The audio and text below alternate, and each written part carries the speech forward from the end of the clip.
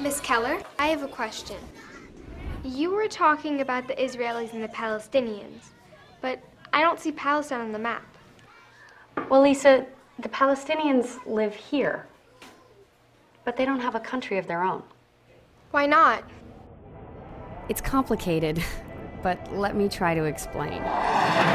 Both peoples wanted a country in a place they call the Holy Land.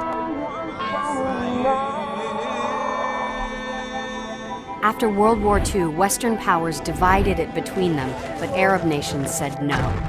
Over the years, wars were fought with the new country of Israel, and Israel won, taking control of Palestinian land.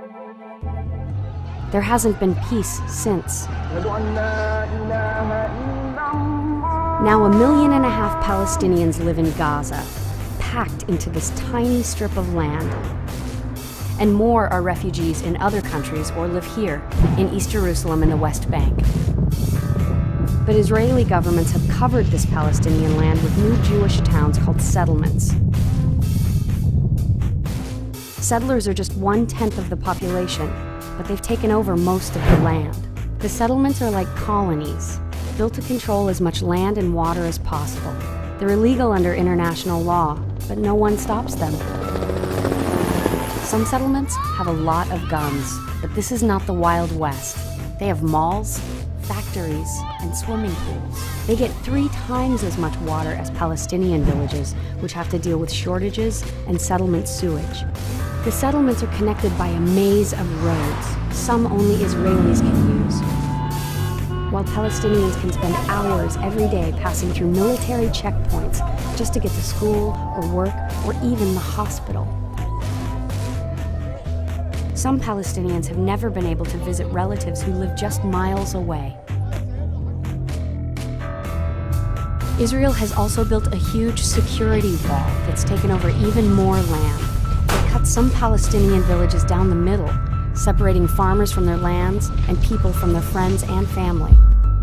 So the real map looks like this, with the wall, roads, and over 200 settlements squeezing Palestinians into small pockets. You see, Lisa, today there still really isn't a place that Palestinians can call their own. Some have turned to violence and even terrorism, and attacks in recent years by both sides have killed over 1,000 Israelis and over 6,000 Palestinians. But why? Well, Lisa, many people are afraid. Millions of Jews were murdered during the Holocaust, pushing them to fight harder for a safe homeland. And after decades of suffering under Israeli control, Palestinians are desperate for freedom and an independent state. It's a sad story, but there is hope. Most Israelis and Palestinians agree on 2 states for 2 peoples. So does President Obama. It is time for these settlements to stop. The only resolution is through 2 states, where Israelis and Palestinians each live in peace and security. But powerful extremists in the Middle East and Washington are doing all they can to destroy this chance for change. Only an unprecedented global movement can put an end to decades of violence and injustice. The time is now. Join the campaign for peace at Avaaz.org.